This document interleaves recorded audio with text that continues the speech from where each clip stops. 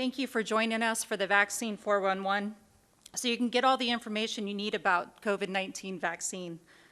We're coming to you live from the Tempe History Museum. I'm Assistant Chief Andrea Glass from Tempe Fire Medical Rescue. I'll be the moderator for today's presentation. I'm joined by Assistant Fire Chief Daryl Duty, and then also Chief Nursing Officer from Tempe St. Luke's, Susan Dolezal. COVID-19 is a serious medical condition, so we want you to know our credentials as we speak with you today. I've been with Tempe Fire Medical Rescue for 20 years, 16 of which have been as a paramedic. I've served as our medical services training captain, also our medical services deputy chief. I'm currently the assistant chief over community risk reduction for our department. Currently, Tempe Fire Medical runs approximately 24,000 emergency medical calls a year as of 2019. And we've been seeing approximately a 4.5% increase in call volume each year. So we are a very busy department to give you an idea of some of that information. Chief Duty and I have been tracking the COVID-19 response since the beginning of its appearance in Arizona, frequently reporting significant trends and changes of the pandemic to city leadership and personnel. Chief Duty currently serves as the Chief of Administrative Services, overseeing the medical and support services sections. He has been with the fire department for more than 20 years, serving in a variety of positions, including SWAT medic, EMS training captain, shift commander, emergency manager, and chief of the medical services and special operations sections. He holds a master's of public health degree from the School of Public Health and Tropical Medicine at Tulane University, and a bachelor's degree in fire service management from Arizona State University. He serves as the chair of the Board of Trustees for Tempe St. Luke's Hospital and is a member of the Board of Directors of Regional Emergency Medical Services, Inc., a collaborative advisory committee with a focus on the improvement of emergency medical response in the communities of Central Arizona. Susan Dolezal serves as the Chief Nursing Officer for Tempe St. Luke's Hospital, a Steward family hospital. She has been a nurse for over 30 years, serving patients in the Phoenix area, where she has been an award-winning Chief Nursing Officer for over 15 years. Susan received her master's degree in health care management from the University of Phoenix in Phoenix, Arizona. She completed her bachelor's degree in nursing from the College of St. Mary in Omaha, Nebraska. So that's a little bit of information about ourselves. We're going to go ahead and get into the presentation, and hopefully we'll be able to answer some questions here for you today. Here's a little bit about how today's session will work. I'll start us off with some facts and data about the state of COVID-19 in Tempe and around your area. Then we will go over some information about how the vaccine works, where and how you can get it, and more. We've already received some questions from some of the residents, so we will answer a few of them during the presentation. If you have additional questions, please post them into our Facebook feed for this event at facebook.com/City of Tempe. Both the C and the T are capitalized. So again, that's facebook.com/City of Tempe. If we have time, we will take a couple of those questions at the end of the presentation. Please be certain not to divulge any personal medical information or account numbers in the Facebook feed, and this is for your safety. At the end of today's presentation, we will have a list of websites you can go to for help and information. Again, that will be posted. We will also post that list onto our Facebook. I cannot. Okay. Welcome to our PowerPoint. This is live, so we're just going to roll with it. At the end of today's presentation, we will have a list of websites you can go to for help and information, and we will also post that list onto our Facebook event page, so don't worry if you can't write them all down. We will have that information for you. If you speak Spanish or a language other than English, this program will be posted tomorrow to youtube.com/Tempe11video, and you can choose subtitles in a variety of languages. If you submitted a question in advance, or if you post one in today's feed that we don't get to, we will be creating a document with answers to many of those questions.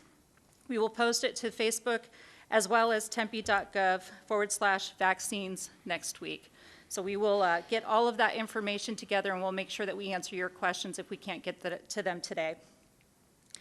I'd like to share with you some good news today as we move forward and let you know about the rate of COVID. So this is from our Arizona Department of Health Services, and this is for Maricopa County specifically.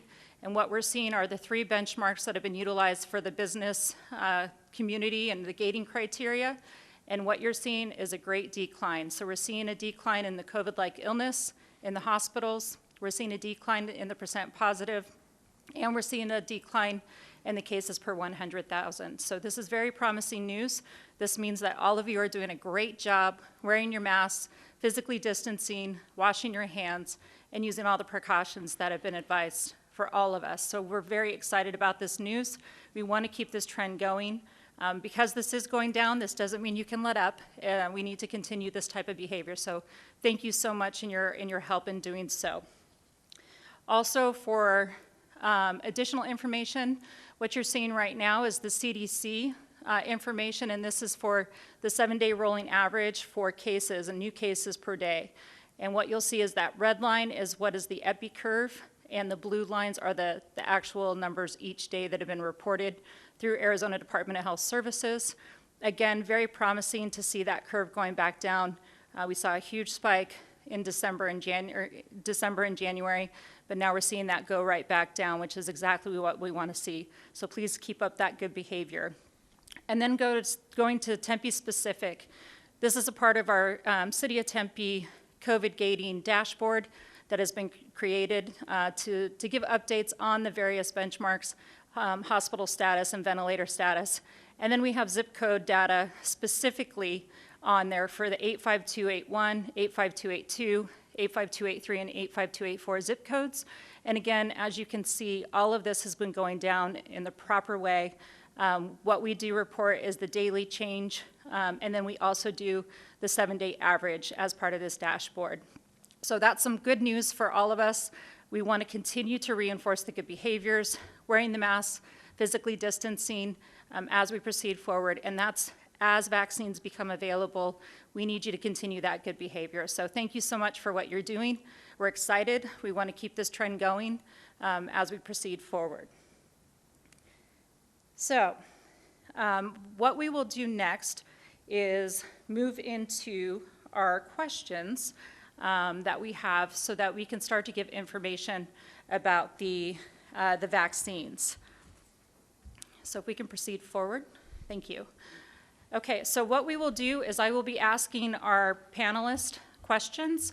They will give answers, and then if there's any other follow-up information between the panel members, then we will provide that additional information. But these are common questions that we've seen or that we've experienced. So first question is going to actually be for both panelists, but I will start with Susan.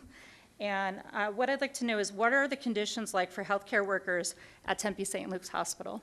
Sure. Thank you for asking, Andrea. As you have seen previously, we are seeing the decline, and we're very excited about that and very happy about that. Tempe St. Luke's in December and January, it was very difficult. We ended up opening 2 additional ICUs. So at one point, we were running 180% occupancy in our ICUs. So we did definitely see a significant amount of ventilated patients in needing the ICU services. For the inpatient units, we also doubled our capacity there, where we had 1 unit specific for the COVID patients. I think one of the most difficult things for both the community and the staff were the visitor restrictions.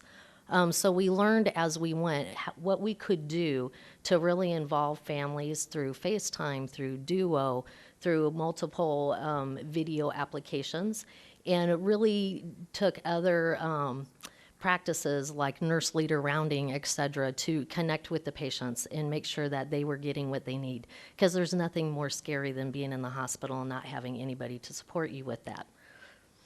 We also needed to bring in additional resources for staffing, so we did bring in resources outside of Arizona. Now at this time, we are back to normal occupancies, so we have been able to release those travelers back. Excellent. Thank you so much for letting us know where we are with the healthcare workers. And then I'm actually going to turn it over to Chief Duty and get a take for how has it been for our emergency responders out in the field. Yeah, thanks, Andrea. So the first responders in the field, the last year plus has been pretty tough.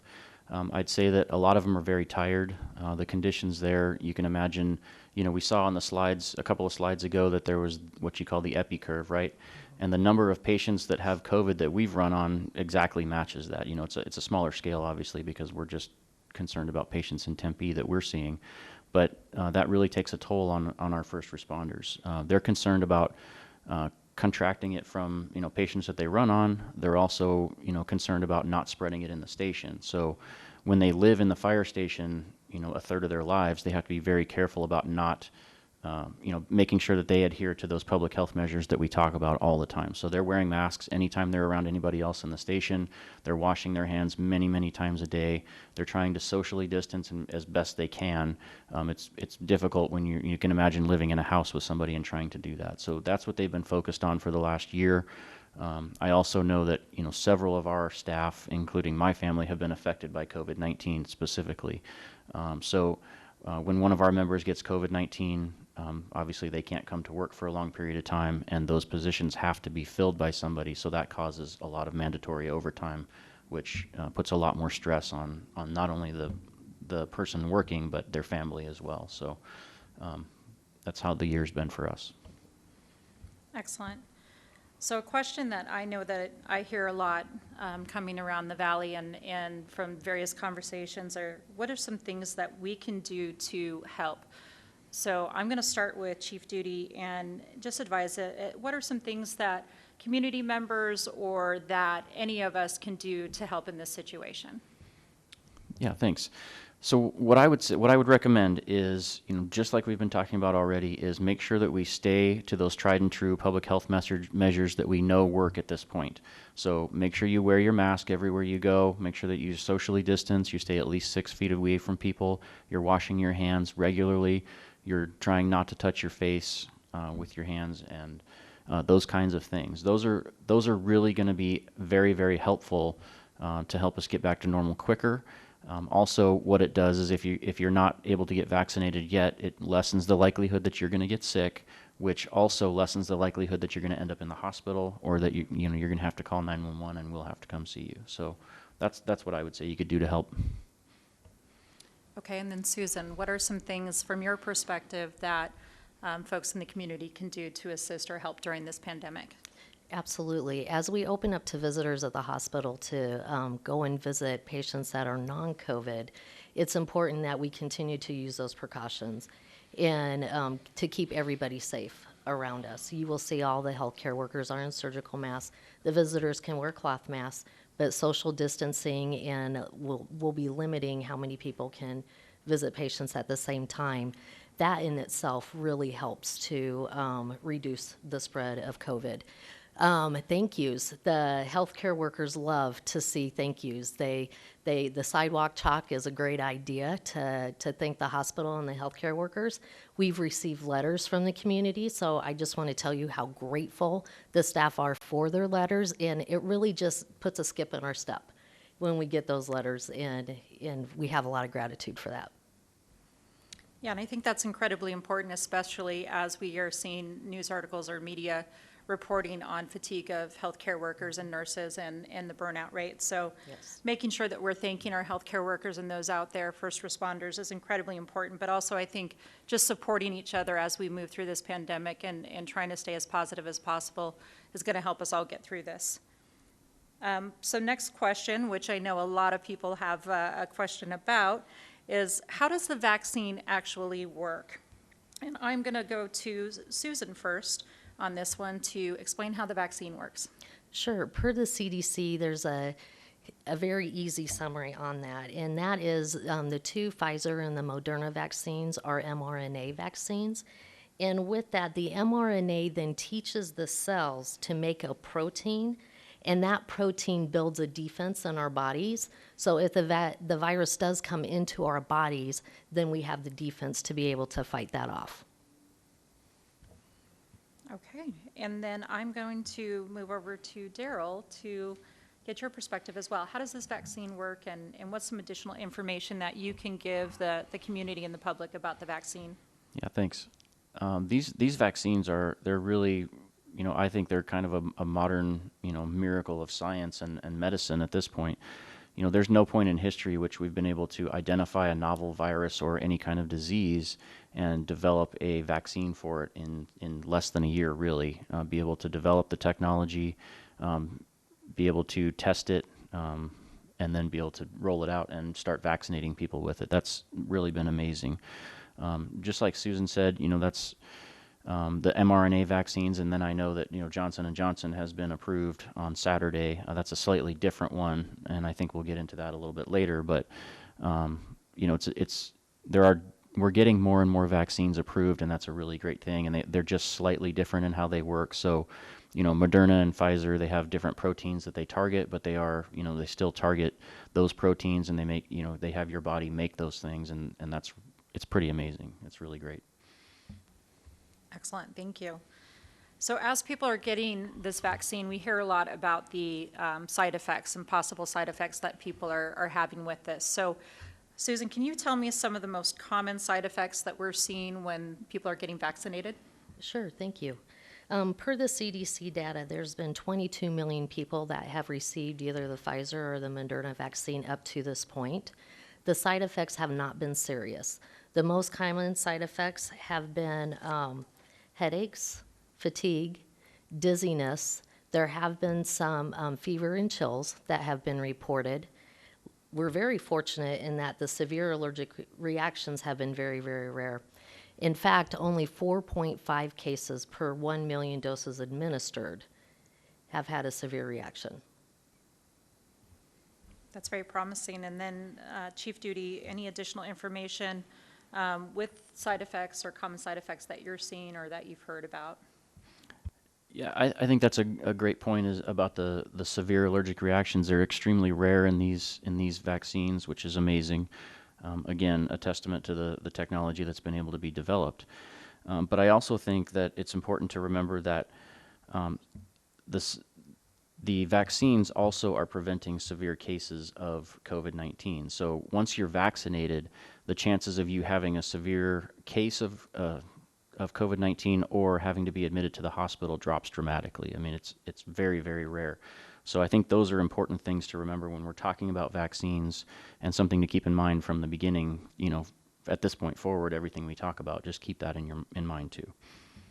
And I think something interesting or something for the community to be aware of as well is all three of us have received the vaccine, both doses. I know for myself personally, I had a very mild grade fever, low grade fever, about 24 hours afterward and just felt fatigued. I'm not sure for either Chief Duty or Susan if you have anything additional when it came to side effects, but I know mine were very mild or just felt similar to flu-like symptoms for about a 24-hour period.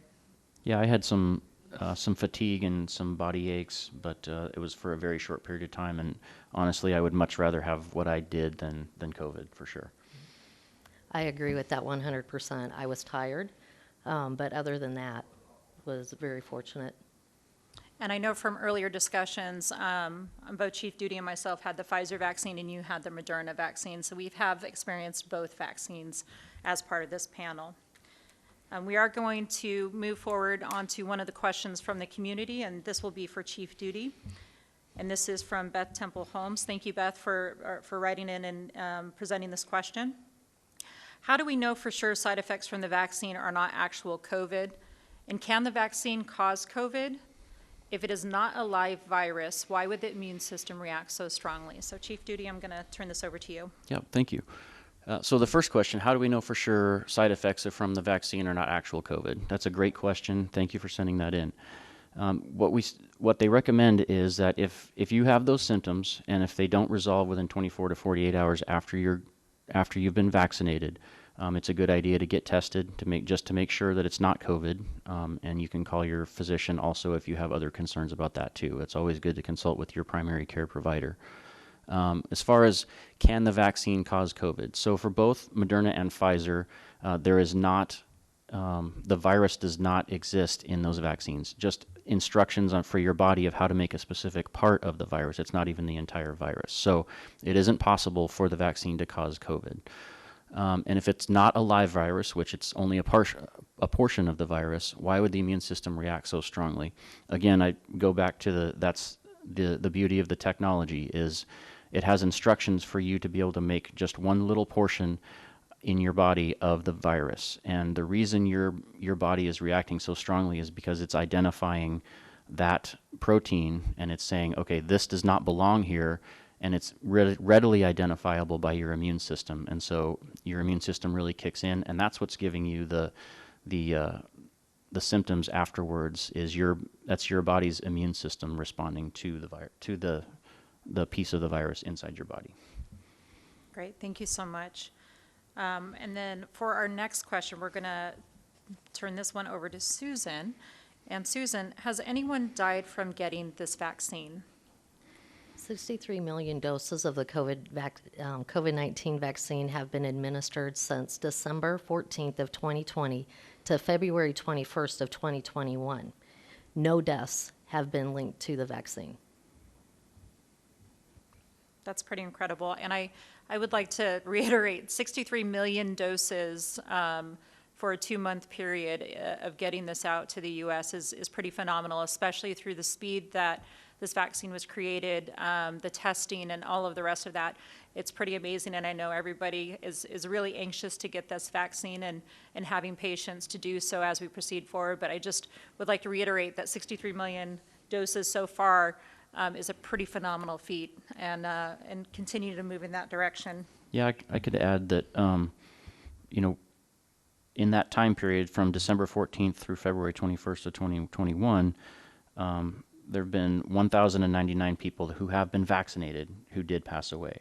But each one of those cases is investigated very thoroughly to make sure, what is the cause of death.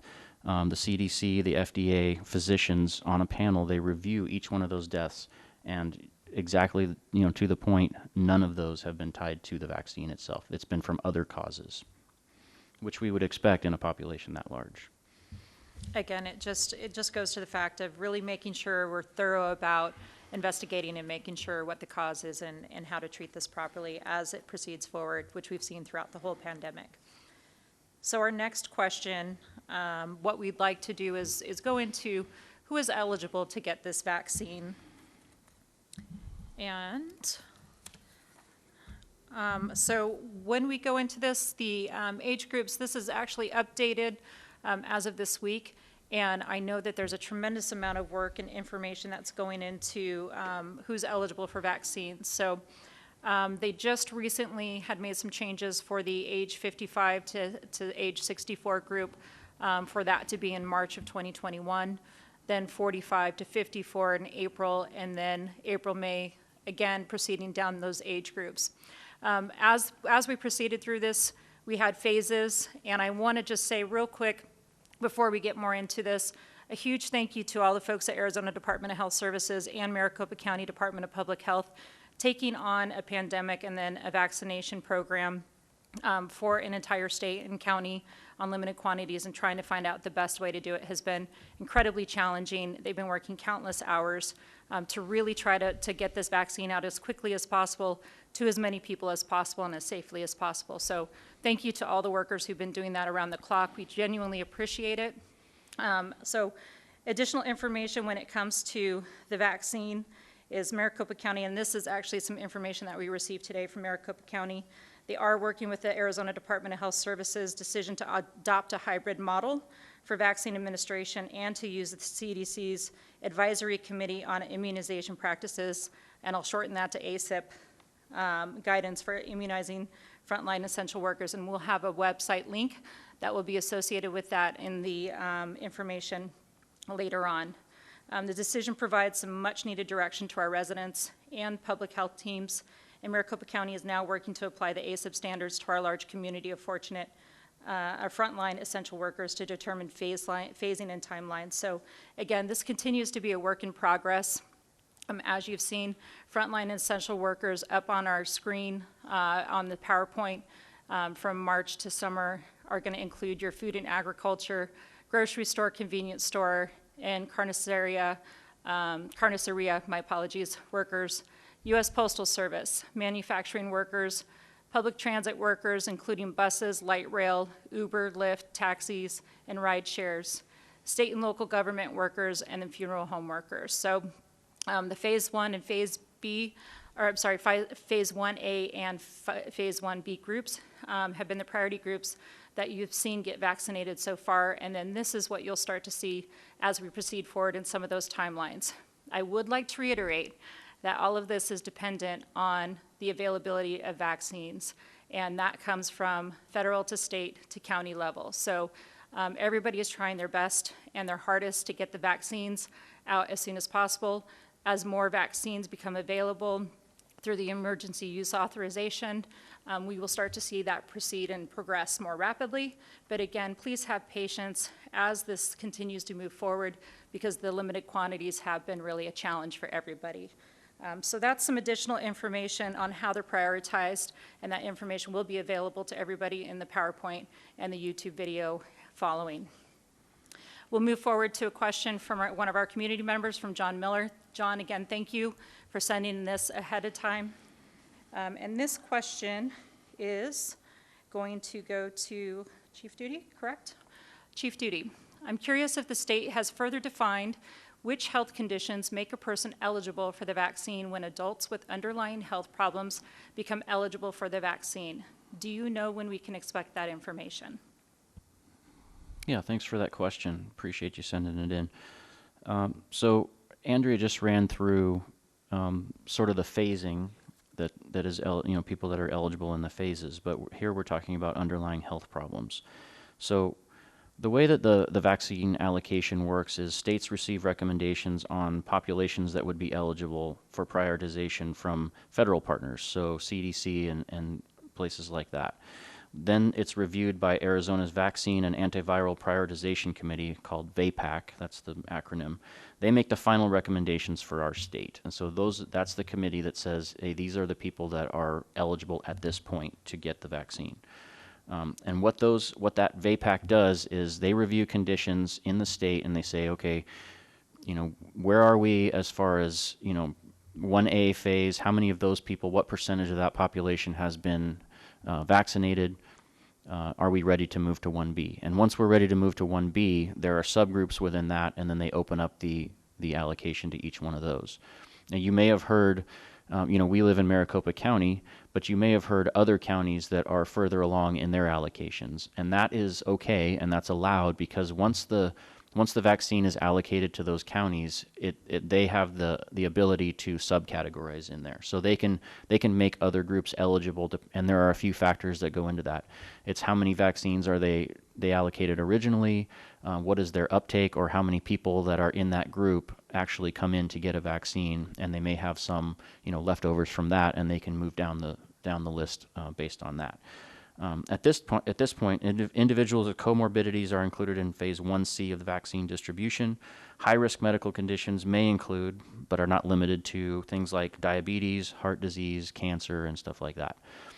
The best advice I think I can give is, if you are having a question whether or not your medical condition qualifies you, make an appointment and talk to your doctor or your primary care provider about your medical conditions. They are really the best one to give you advice individually, because they know you, they know your body, and they know your medical conditions.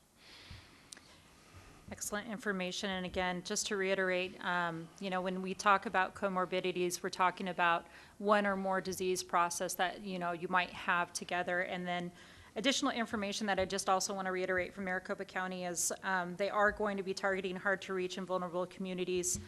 The most significant limiting factors that we've discussed a little bit already is the ability to deliver vaccines right now because of the supply. So unfortunately, you will expect demand to outpace supply, which is what we've seen already, and we'll foresee that for the next 1 to 2 months. Maricopa County is going to be providing some additional information for frontline essential worker in that plan next week. But again, thank you for that more thorough explanation with the process, the phasing, and then medical conditions. Greatly appreciate that. So how and where can I get this vaccine? And what I'm going to do is I'm going to start with Susan on the registration process, if you can explain that part, and then we'll turn it to Chief Duty to walk us through locations that are available around the community. Thank you. The easiest way to get registered for the process is to go to maricopa.gov. At maricopa.gov, there is a COVID-19 vaccine update section. Then there's another section that talks about vaccines. And then there is a button, if you will, that you push on the website that says Find Vaccine Appointments. Within that section, it lists the multiple areas that you can go within our community to get the vaccine. We do have the pods, and that was a picture of the Pfizer pods in the previous slide, as well as the Moderna slides. And I'll turn it over to Chief Duty to talk about our maps. Thanks, Susan. Yeah, if you can see on the slides, you should be able to see a map of the valley. And each one of those, there's a little blue dot there, and they have M's and a couple have P's.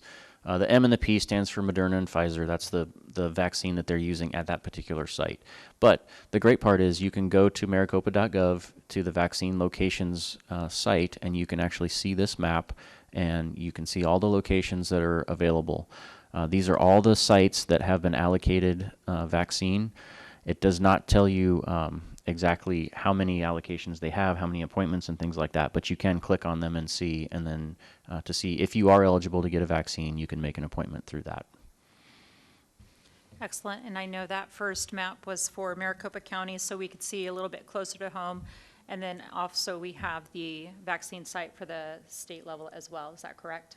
Yes, that's true. The state has one as well. And I know that initially when this whole vaccine process started, there was a lot of frustration with registration. And I can tell you again, Arizona Department of Health Services and Maricopa County have been working very hard to streamline the registration process and make that easier and more accessible to as many people as possible, and to provide assistance if they are having difficulties. So again, thank you for all that hard work in trying to get the registration process smoothed out and making such tremendous strides in that. Because I know that really has been something that they've been working on and making great improvements in. Okay, so for our next question, what happens if you can't get both doses of the vaccine in the recommended time? And I'm going to ask Susan to answer this question, please. Thank you, and thank you for this question. You still want to get the second dose of the vaccination. Even if it's late, you are still going to get the benefits of that second dose and the protection that you need. Excellent. Do you have anything to add, Chief Duty? No. Okay. We will move on to a question from our community.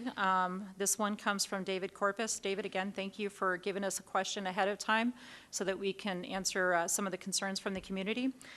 And this question is, are there distinct differences between the Pfizer and Moderna vaccines that would make one preferable to the other? And I'm going to ask Chief Duty to answer this question, please. All right.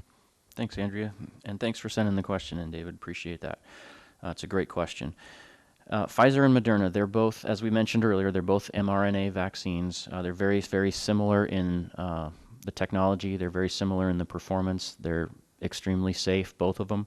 The technical difference would be the protein, without getting into too much detail, basically the coronavirus, we know it's called a coronavirus because it has spikes around the outside that help it attach to our bodies. The mRNA vaccines, the difference between Moderna and Pfizer is that they just target different proteins on that spike. That's really the only difference, and you would never know the difference receiving one or the other. It's important at this point, I think, to mention that now that we have 3 vaccines, including the Johnson & Johnson, recommendation from public health officials is that when you're eligible to receive a vaccine, and you can get an appointment somewhere, it doesn't matter what brand it is or what type it is. We recommend that you get vaccinated when you can. Excellent. I think it's important also to mention, as we've seen in reports, that Moderna has, I believe, the 94% efficacy and Pfizer at 95% efficacy or around that range. So that's also very important to mention how effective these vaccines are with COVID-19. Moving on to our next question from the community. This one comes from Rhonda Clark. Rhonda, thank you for submitting this question. And this one is, if you got the Moderna vaccine, can you get the Pfizer vaccine as the second dose? And Susan, I'm going to ask you to please answer this one. Absolutely. The simple answer to this is no. Chief Duty did explain in the previous question that there's just slight differences to the vaccinations, and because of those differences, you need to make sure that you stay with the Pfizer for the second dose if you got the first dose Pfizer, and same with the Moderna. Okay. Moving on, I'm going to go ahead and ask our next question. This one will be for Chief Duty. And this was, I had COVID-19 at the end of January. I heard you should wait because you can get sick from the vaccine. Do you know if you have to wait 90 days after having COVID-19? So this was a comment that had came in prior to, obviously, this event. And Daryl, could you please address that one? Sure, yeah. Thank you for the question. I appreciate it. It's a really good question. It's an important one. You had COVID-19 at the end of January. It is true that you should not get vaccinated while you have active COVID-19 infection in your body. 90 days that's not the correct waiting period, but what I would say in this case is the best thing that you can do, again, I talked about it earlier, is if you're concerned about whether you should get the vaccine or not, have a conversation with your primary care provider and ask them, fill them in on what happened if you haven't already talked to them about you having COVID-19. Fill them in on what happened and have a conversation with them about when you should time your vaccine. Excellent. And Chief Duty, I'm going to stay with you. If I'm not qualified yet, how do I volunteer to get my vaccine? Sure. Thanks for the question. You can volunteer several places.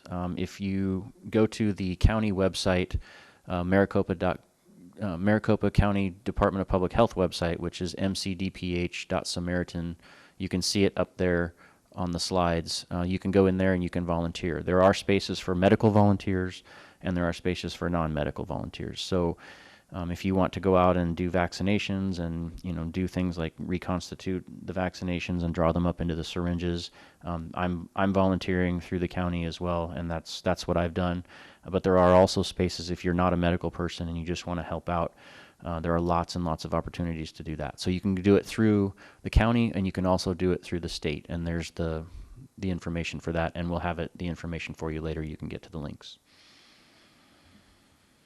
Excellent. Thank you, Chief Duty. Okay, so our next question. I've heard that some employers and airlines may soon require proof of vaccination.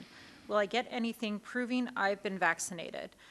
Yes, you will. When you are vaccinated, you will receive a card, and this will happen for both doses. So you will get a card. It will have the date and serial number of the first vaccine, and then it will have, once you get the second one, it will also have the second stamp or a date written in of the second date that you had the vaccine. Please do not share your vaccine cards with anybody. We're starting to see some folks start to share them on social media or take pictures of them. We definitely advise not to do this. This is your private health information. We want to protect that as much as possible.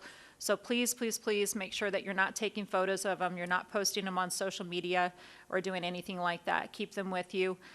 It is good to have a photo of them for yourself if you need proof of that. I know that we've done that with certain ones for ourselves, and provide a copy to your primary care physicians or your medical provider so that they also have a copy of that on hand if you need it. But you will be given a card that has the information provided so you have proof. So hopefully that answers the question. Moving on to a question from the community, and this is from Sandra Place. Please, I hope I pronounced your last name correctly. But Sandra writes in and asks, after I've gotten my second Pfizer shot, when is the maximum immunity achieved, and how long does immunity last? And so for this one, I'm going to ask Susan to please answer this question. Thank you, Sandra, for sending in this question. For how long until you receive maximum immunity? The thought process right now is 2 weeks. Everybody's bodies are a little bit different, and everybody reacts a little bit different to the vaccine, but 2 weeks is an average that's out there right now. The second part of your question, how long does the immunity last? There's so much we are still learning about the vaccine, and it's unknown at this point. We just continue to learn as we go. And I think that's, again, as you reiterate, or as you discuss, this has been a learning process. A tremendous amount of research has been done through this pandemic because it is a novel virus. It will continue to occur as we start to see additional vaccines come out and research and development as this pandemic continues to go and as we've seen some variants. So you will see the research and everything else continue. And speaking of new vaccines, I'm going to be turning this one to Chief Duty. And what do we know about the Johnson & Johnson vaccine that was recently given the emergency use authorization this past Saturday? Yeah, thanks for the question.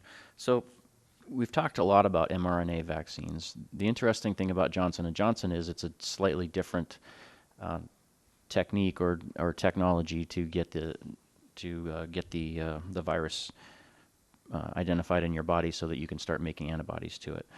The Johnson & Johnson vaccine is what's called a viral vector vaccine, and basically what they've done is they take an adenovirus, which causes the colds in primates.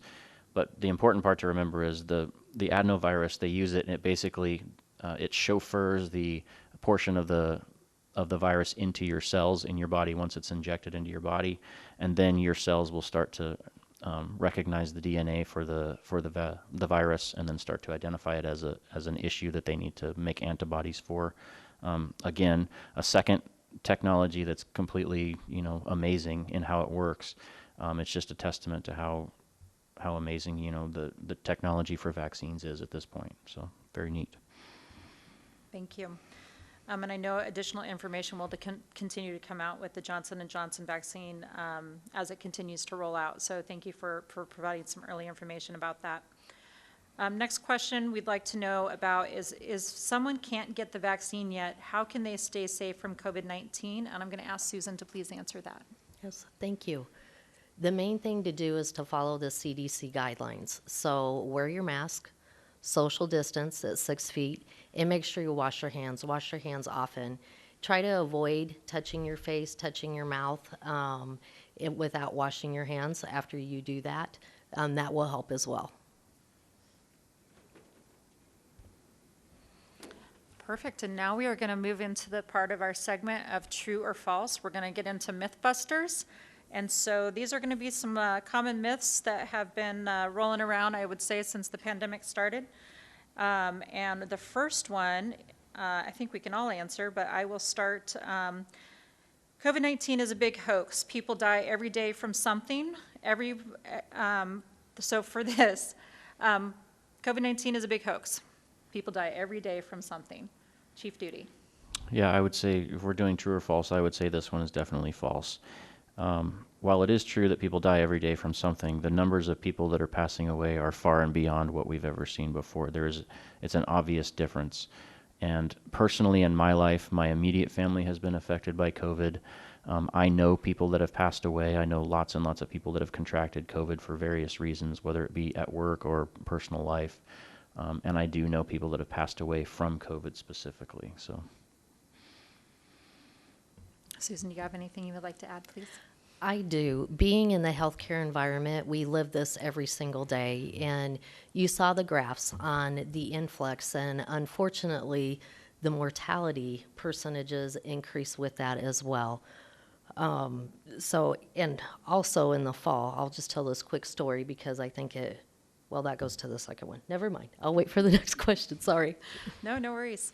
I will say, as part of an answer to this or a plug, our Tempe 11 folks created a tremendous video, and our city PIO, our public information team, pulled together a video, which you will see at the end of this segment today or at the end of this Facebook Live event. And it discusses having COVID and not wanting it. So we will be playing that video at the end of the Facebook Live event with some of the community members stepping forward and describing their own experience with COVID-19 to help show that this is a myth and this is indeed false. Number 2, I'm young. If I get COVID, it won't be that bad. Party on. Susan? Yes, this is a great story that I have for this one. COVID really doesn't care how old you are. One story at the Tempe St. Luke's Hospital this fall is we did have 14 college-age students come into the ED that were all at the same party. Now, those were 14 people that had severe enough symptoms to seek ED care. We don't know how many other people from that party did not feel good. So it was very interesting to us, and it just kind of brought to light that, you know, it really doesn't matter how old you are, this virus will affect everyone. And I think an important part is regardless of the age, the symptoms have varied from very mild to no symptoms to being very severe symptoms. And even if you are young or younger, you still can carry it and you can still infect somebody who has the serious immunocompromised or other healthcare problems. So you don't want to be bringing this home to grandma, grandpa, aunt, uncle, brother, sister, anybody else, and risk the potential of them getting the more serious version or having more serious reactions with the body. So just remember that, please, and understand this is false. You can carry it. You can still get very, very sick from it, and you can also spread it to somebody else who could get very sick or unfortunately die. Question 3, or myth 3. I've already had COVID-19, so I have antibodies. I don't need to wear a mask anymore. I don't even need the vaccine. Daryl? Yeah, thanks. I would say that this one is false also. Even if you've been infected with COVID-19, it's, we talked earlier about how we're learning as we go with this, right? So it's not clear how strong your antibodies are to that. It's also not clear about how long that protection of your antibodies will last. So the recommendation at this point is you definitely should get the vaccine when it's available to you. And that, we talked about how, effective these vaccines are. The incidences of people that have been vaccinated having to go to the hospital for COVID-19 or having a severe case of COVID-19 they're almost non-existent. I mean, it's really quite remarkable the impact that these vaccines can have. So I would say even if you have been infected with COVID-19, the recommendation is that you be vaccinated when you're eligible. Okay. Moving on to our next myth. The COVID-19 vaccine was rushed. There wasn't enough testing. Susan? Yes, with the COVID-19 vaccines, there were tens and thousands of people that were tested before the vaccines came to market and got their emergency use authorization. Now we know from the amount of vaccines that have been given in the United States, they're very, very effective and they're very safe. So I recommend that anyone gets the vaccination as soon as they can. And I think that brings up an important part as well, is that once we started to see the vaccines roll out in December, we really started to see a change and a shift in the number of cases and confirmed positive percent positivities, and see that trend start to go back downwards, which is what we wanted to see. So definitely we're seeing that they are having an impact and effective in the way that we want to see them. Question or myth 5, chief duty. We don't know what's in these vaccines. The vaccine could change my DNA, or there might be a tracking device in there. Thanks, Andrea. All three of these are false. We do know what's in the vaccines. I know that when I went through the line at the point of dispensing or the pod, they give you a sheet that tells you exactly what's in the vaccine. All the ingredients are listed there.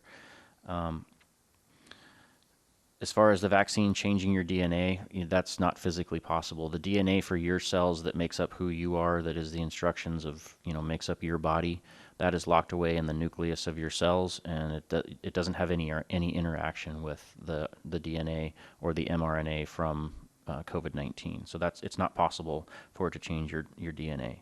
As far as tracking devices, no, there are no tracking devices in any of the vaccines. Excellent.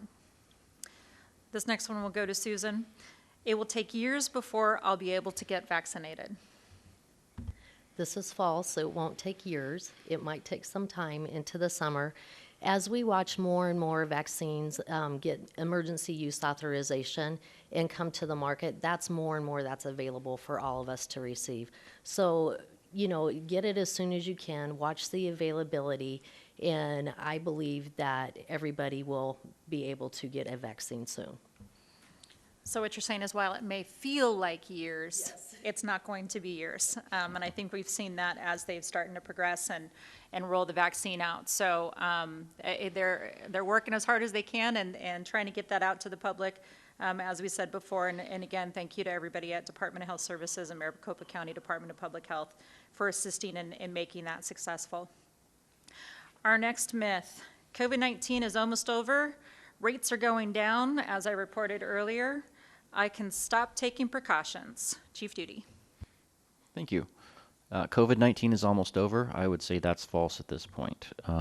We don't want a false sense of security at this point. We did talk about, rates are going down, and that's a very good thing. We're very happy to see that. But it's important to not stop taking precautions. This is an extremely important point. We want to make sure that we continue to take those public health precautions that we've talked about time and time again here. Last week I was listening to a really great public health podcast where a doctor, a physician, mentioned, he gave an analogy that it's like taking antibiotics when you're sick, right? So at this point in our lives, most of us have taken antibiotics at least once, most of us more than that. And the instructions are always, every time you get a course of antibiotics, make sure you take all the pills, right? Finish the course of your medication. And there's a reason for that. Because if you stop taking it as soon as you feel better, the antibiotics haven't killed all of the bacteria inside your body. The infection can flare back up again, much like COVID-19 can flare back up again if we stop taking those public health precautions, like wearing a mask, socially distancing, wash your hands, stay home if you feel sick, get tested if you have symptoms, those kinds of things. That's really what's going to get us through this. As far as, taking precautions, the recommendations from the CDC at this point are even after you get your vaccination, all three of us on this stage, on this panel, have been vaccinated. We still wear masks everywhere we go. I wear a mask every time I interact with anyone. I wear it all day at work, anytime I'm interacting with anyone, anytime I go outside of my house. When I go to the store, I still wear a mask, and I know all three of us do that. That's because we believe in these measures, and we believe that that's the way that we're going to get through this, and we're going to get back to whatever normal looks like. We're going to get back to that as soon as the fastest way we can do that is by continuing to do the things we've been doing that we know work and reduce transmission rates. And you bring up a really important point about the reference and analogy to the antibiotics. We already saw us have a downward trend and then, became a little bit more lax, became a little bit more comfortable, and then we had a huge uptick. We don't want to see that again, obviously. So we are going in a downward trend, which is fantastic, but we do really need to continue the good behaviors and do everything that's been working with the mask and the physical distancing. So keep up the great work, and that's what we want to continue to see. Our last myth of the day is the vaccine doesn't work on all the variants, so why bother? It works on most of them, reduce symptoms, etc., but doesn't work on all. Susan? Yes, that is true. Viruses mutate, so they are going to vary because viruses are living, so they want to survive. So they will mutate. The good thing about the vaccines, though, is it builds up the immunity in our body, and it's going after that protein, if you will. So even though it may not, just like the flu virus, it may not cover every single variant to that virus, but it still gives your body the defense to reduce those symptoms and not have a severe illness that it can cause if you do not have that vaccination. Excellent. That concludes our myth-busting section. Here's some resources that we wanted to make sure that you're aware of. We know that COVID-19 has taken a very real toll on our community, and not just our physical health. People have lost jobs. They've lost loved ones. They've been isolated. They've sacrificed a great deal in the last year. City of Tempe has some programs to help, and here's Mayor Corey Woods in a video to talk about some of them.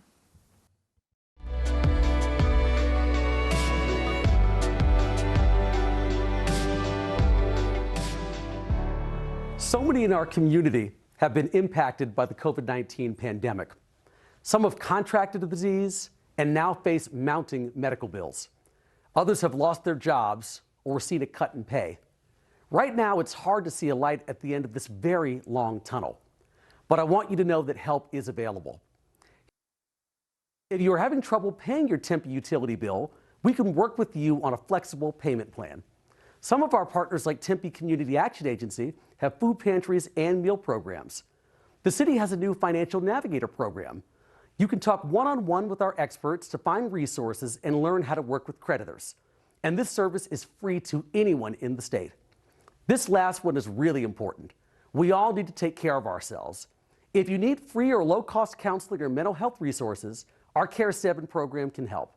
You can find all these resources at tempe.gov/gethelp. Remember, you are not alone. Reach out. We are here to help. And we really appreciate Mayor Corey Woods for providing that video and that additional information for everyone in the community. Again, all of the resources and links and information will be provided and available following this, and will be posted to the Facebook site and also to the city site. We do have one question that has come in during the Facebook Live event, and that comes from David Reynolds. David, thank you for submitting this question. And we are going to do our best to answer this. What are the rules once the vaccine has been brought down to the temperature? And I believe what we're asking is if it is to the temperature where you can give the vaccine, is the city of Tempe going to get rid of the vaccine or offer it to anybody that is available to get the vaccine at that point? So this has to do with temperatures. We know that these have to be stored at specific temperatures. There's timelines that have to occur when the vaccine can be given once you open them in storage. So Chief Duty, I know you've been volunteering and have some great experience with this. If you can answer that question for Mr. Reynolds. Sure. Yeah, thanks for the question. So the city of Tempe right now is not conducting any vaccine operation. We're not giving any shots. We're not doing any vaccine. What the organizations that are, like we mentioned before, so that'd be county or state. There are some other, there are a few pharmacies that have given some vaccines and things like that. But I can speak for the two mRNA vaccines that require ultra cold storage. So the process for that is they bring it out. We do warm it up in our hands, and then we reconstitute it with some normal saline, and we get it into the syringes, and they're ready for vaccination. The rule is once that vial has been thawed out and it's reconstituted, it's a 6-hour window to use it. I can attest to you that having been there, they are extremely vigilant about not wasting even one single dose. Occasionally, it has to happen that you would waste a dose or two, but they are very, very good about measuring out how many more people do we have in line at the end of the day, and how many more doses can we draw up and things like that. So they're very, very good at that, and they pay really close attention to not even wasting one dose if it's at all possible. So. I think that's why it's been so important, the screening process that the Department of Health Services has created, the registration process, making sure that people keep those registrations and that they show up when they do get registered to a vaccine site to make sure we're not wasting any of these vaccines. Yep, and I would add, with the addition of Johnson & Johnson, this is a really great aspect to that particular vaccine, is that it's more stable. It doesn't require ultra cold storage. It just needs to be in a refrigerator, and it's stable for a longer period of time. So those are great aspects of that vaccine, and it's going to be a really valuable tool in fighting COVID-19. Great, thank you, Chief Duty. As you can see on the screen, we've got the online resources. Again, these will continue to be posted, and this video will be posted to the YouTube site as well, so that it can be seen in various languages, and also with closed captioning and ASL interpreters for the future. So we want to make sure all of our populations have the ability to get this information and get the appropriate resources for themselves. So here's some of the online resources that we have. I would like to take a moment to thank Chief Duty. I'd like to thank Susan for coming out today, participating in this panel, trying to provide the most up-to-date information that we have with vaccines, vaccination programs that are out there, additional resources that are available. I want to be mindful of everybody's time.